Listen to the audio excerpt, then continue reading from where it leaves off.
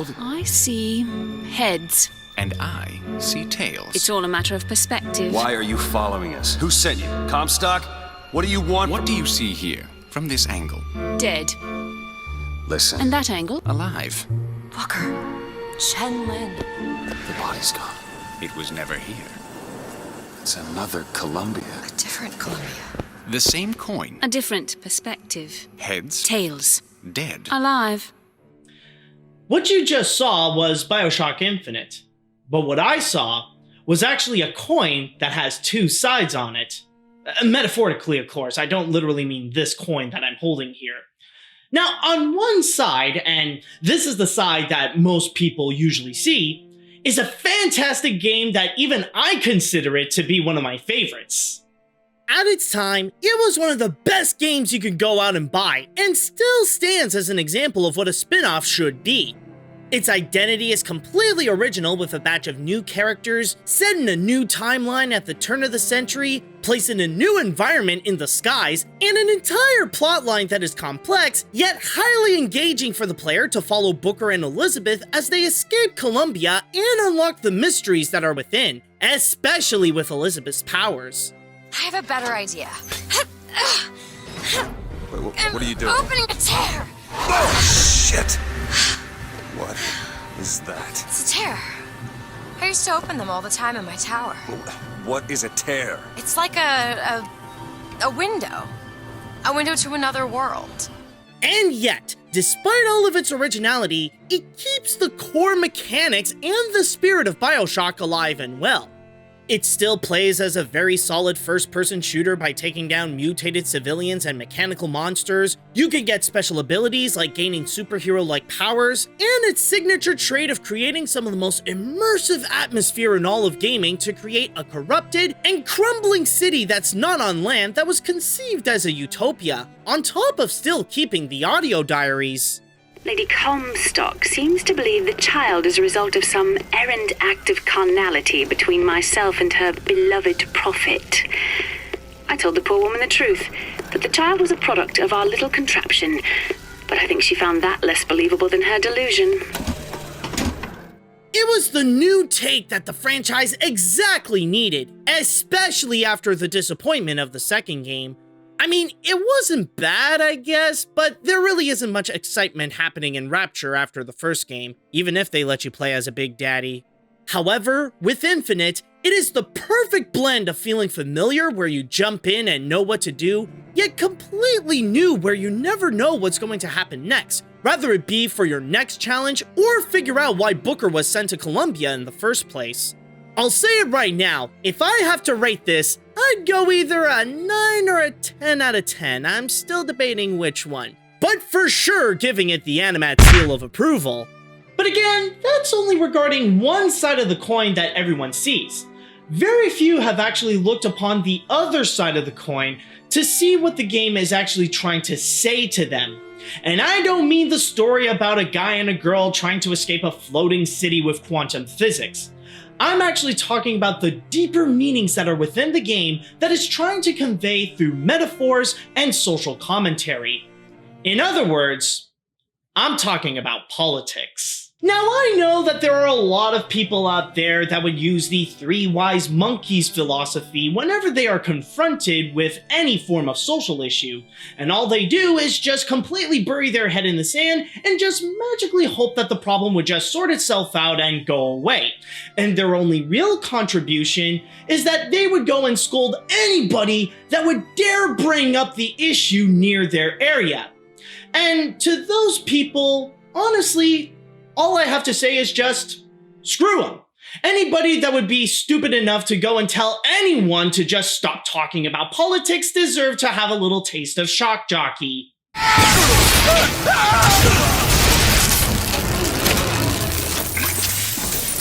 But let's be real, take a look at Columbia. See how it's all themed to this early 20th century American fantasy utopia? How can there not be any form of political undertones? In the game, Columbia was built to be a patriot's dream city in the skies. It's no mistake that it was made to look like the floating version of Disneyland's Main Street USA, presenting it like what people want to think of what early 20th century America looked like. In fact, other than balloons and quantum levitation, patriotism was what created and fueled the city to become what we know it today. But it's not just any form of patriotism that you'd find in any other country. This one surpasses them to a whole new level that is often referred to as American exceptionalism. You know when you see those obnoxious Americans dressed all in red, white, and blue shouting, USA #1! Well, there was a good amount of the 20th century where that mentality was the mainstream. With that philosophy, they didn't just love America, but they also believed that they were the best at doing anything. For these Americans, no matter what it was or regardless of who did it, if it was made in their country, then that was considered top quality. While this thought isn't as prominent as it used to be decades ago, there are still some to this day that highly value if something was made in America. I really like the fact that it was made in the USA. I think that USA products are a better quality product. But back onto Colombia, the reason why it was built in the first place was to be a product of American exceptionalism, proudly displaying it at the 1893 World's Fair as one of man's greatest achievements. But to further give every other country the middle finger by screaming, "I'm better than you!" the entire area is covered in its American pride, from its architecture, to its decor, to its culture, to even portraying the founding fathers as if they were in the same ranks as Jesus. There is no denying that none can be louder in their patriotism more than the Americans. And throughout its history, I will give it credit that American exceptionalism is responsible for many of the major innovations that we do see today. And also, it allowed Americans to go through some of their toughest times during that century. However, while the Americans are the strongest when it comes to their pride in their patriotism is also what makes them so vulnerable. Like any ideology, patriotism, especially American exceptionalism, isn't complete without its set of flaws, and these ones can be very damaging psychologically. You see, the big problem with patriotism is that the more the person attaches themselves to their pride for their country, the more they personally identify themselves as their country, sharing its traditional beliefs and values. In a way, patriotism is no different to religion. In fact, a key element in traditional American values is Christianity, using the Holy Bible as a template to the US's beliefs. In BioShock Infinite, the principles of Columbia are purely a mix of both American and Christian values. A few years after the fair, the city's founder, Zachary Comstock, decided to fully separate himself from the American government after refusing to follow their rules, and Comstock made himself both the leader of Columbia and a prophet to present himself as more divine than the common man, so that he has more of a say on the laws of the city. Kind of like the gatekeeper of these traditional values. At first, Comstock was actually a grifter, only saying things not because he believed it, but because that was the easiest way for him to gain power. But over the years, after repeating those lies over and over and over again, they eventually got to his head where even he believed who he said he was. Brother, I have told you many times that I encountered this particular Caesar before he crossed the Rubicon. When I met Comstock, he was little more than a preacher, able to move both members of the flock or members of Congress with equal dexterity. He believed in my work, and his influence bought the funds I so needed. And if he wanted to use tares to play prophet, that was his prerogative. But at some point, the man became incapable of distinguishing his performance from his person. I sit in judgment. But then again, it was I who built the stage. And thus, this patriotism that filled Columbia with pride turned into a crueler and even more sinister version of this ideology: nationalism. This is where pride truly presents itself as one of the 7 deadly sins, which makes it very ironic when Christians also consider themselves as nationalists. Love for their faith and country is no longer enough. They demand superiority. They want to use their religion and nationality as an excuse to be dominant over those that do not share theirs, which they then believe that they are entitled to have more privileges and rights. In the case of Colombia, American values and Christianity were the only acceptable rules of the city. Anything else was considered a crime against what they viewed as humanity. And since we are talking about American values, this also came with some of its more toxic ideologies that they applied here: capitalism and systemic racism. With capitalism, it was not just Comstock ruling the skies, but also some of Colombia's elites to form what was known as the Founders, using their wealth to gain power over the city and set the rules where only the upper class like them could enjoy the best experiences of living there. As for systemic racism, only whites could be viewed as the superior race that deserved the best of life, and if you weren't considered perfect to a nationalist, like having a different color of skin, not a Christian, or have a disability, then you ended up being exploited to either serve or entertain white citizens. But with the way some like the lower class and people of color were being pushed around, do you expect them to just go with the flow and deal with the conditions they were given? Of course not. Enter the Vox Populi, a resistance group led by Comstock's former maid that he framed for murder, Daisy Fitzroy. Their goal was to have equal rights for everyone in Colombia, regardless of race or religion, something that goes against the nationalist beliefs. In fact, as an intimidation tactic, while the Founders may had their mechanical Washington to shoot away enemies, Vox Populi had a killing robot of their own based on a figure the nationalists of Colombia despised for freeing the slaves, Abraham Lincoln. Comstock is the god of the white man, the rich man, the pitiless man. But if you believe in common folk, then join the Vox. However, as noble as they may sound, their response to Colombia's extremism is by also being extremists, but on the other end, even to the point that they could go too far for the average anarchists. And with the amount of violence they spread across the city, it only resulted in the Founders and the Nationalists to double down on their beliefs to take them out, which in return made the Vox Populi double down as well. And this constant back and forth battle ended up revealing that the insides of the American paradise was actually a blood-filled war zone. As you can imagine, as the head of the Founders and Colombia, this consequentially made Comstock enforce his laws and beliefs to become stricter than ever while portraying himself as the only mortal being that the citizens could trust. At that point, this is no longer nationalism that was ruling over Colombia, but instead, it was cultism.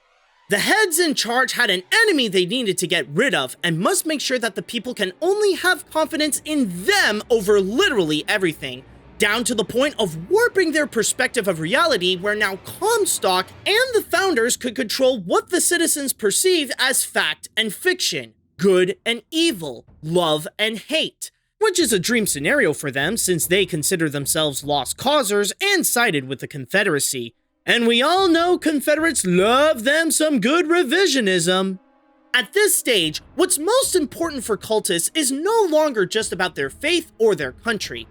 They still hold on to their nationalist beliefs, but now those take human form as their leader, which in this case is Comstock and the Founders, and as long as they follow the word of their leaders, they believe that they will remain at the top of the food chain. You know why these men will die for? Because I have seen their future in the glory, and hence they are content. By the way, if you have played through BioShock Infinite, there is one infamous mural that you may have stumbled upon when you were playing through the game. Yet, not only does it actually capture the ideologies of Colombia, but it is the perfect representation of the true face of nationalism. I am talking about, of course, the For God and Country mural. Yes, this is the visual representation of the mentality of a nationalist in the US. Of course, anyone can tell that this is a satire calling out the racism and xenophobia of nationalism, yet believe it or not, there have been several instances where conservative groups actually presented this to show who they are without realizing where it came from in the first place. Really goes to show that parody can often expose a darker truth than one may expect. But this is actually nothing new for the BioShock franchise. In fact, they have been playing the political game since the very beginning. Seriously, the theme of cultism is actually a signature trait of the BioShock franchise that can go all the way back to the first game. In fact, it is well known that the original is an entire allegory on Ayn Rand and her libertarian philosophy that she conveys in her books like Atlas Shrugged. Basically, the message that the first game tried to say is that Ayn Rand is the dumbest human being that ever lived, and anyone who unironically believes in her insane ideologies is as psychotic as a splicer. But even without the Ayn Rand connection, the commentary of this ideology's toxicity is still prominent in Infinite and how it can even destroy utopias from within. It begins as patriotism for their love of God and country, then it gradually transforms into nationalism where even the flaws of those values emerge to normalize bigotry and discrimination, which, if ever opposed or questioned, ultimately leads to cultism where the people in power now have full control of how the individuals think. The person may think that they can make their own choices, but once at the levels of cultism, only the leaders can make the choices for them. Now, I know what you're thinking. This kind of madness can only exist in a video game. I mean, this is set in 1912. There's no way people can act like this nowadays, right? Actually, the only difference between reality and Colombia is that one of them is in the sky. When looking into the real world, especially in the United States, you can find that the country's Republicans are falling into the same trap as the citizens of Colombia and pushing their ideologies to dangerously extreme levels. I'm not saying that a liberal cannot be susceptible to this, but it's obvious that it's conservatives that are most likely to fall into this rabbit hole. Let's recap. It starts out as a very strong connection to their beliefs as a Christian and/or as an American, down to the point that even criticism towards either would result to an emotional reaction where they would take it very personally as if the comment were towards them. In a way, they are a lot more reactionary than to think logically. But because they embrace everything about their beliefs, they even accept the more problematic ones, which turns their patriotism into nationalism, where they accept bigotry as part of not only their beliefs, but also a part of traditional values of both their faith and their country.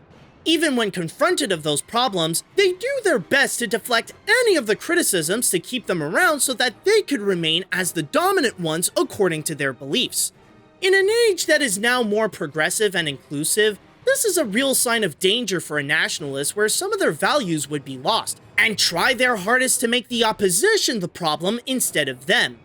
Over the years, the words they use to attack have changed, but nowadays, you're probably familiar with angry trolls antagonizing what they refer to as political correctness, cancel culture, forced diversity, or even the SJW agenda.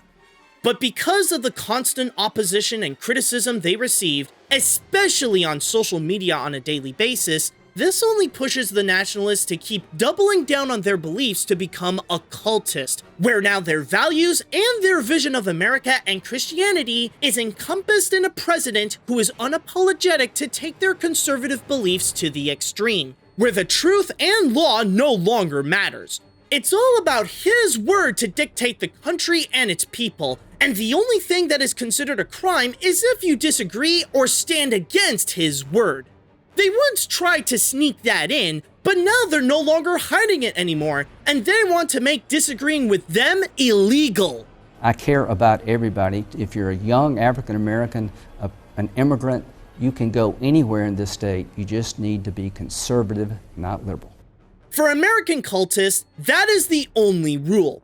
You can commit crimes that are against the country and sins that the Bible condemns, but only as long as you do it in the name of the leaders of these traditional values, who actually threw away their own beliefs to grift their way into power.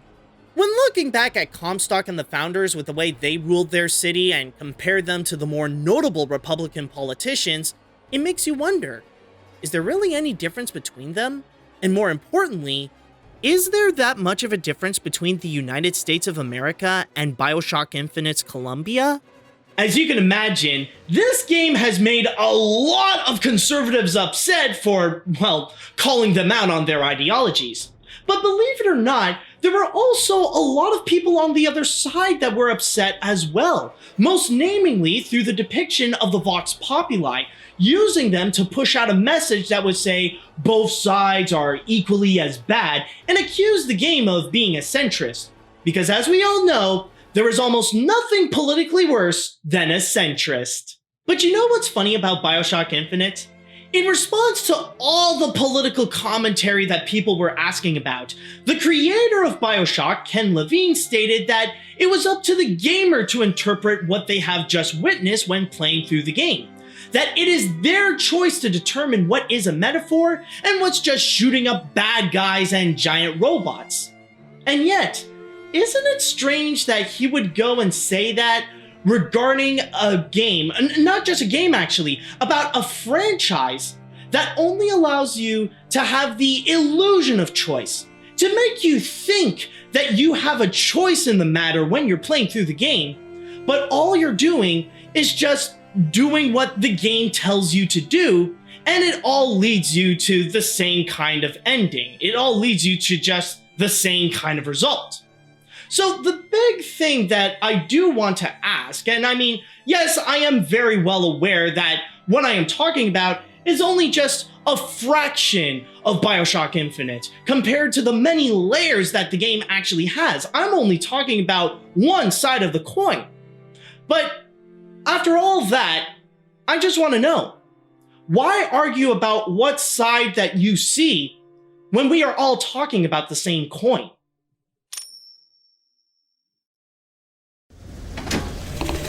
When a soul is born again, what happens to the one left behind in the baptismal water?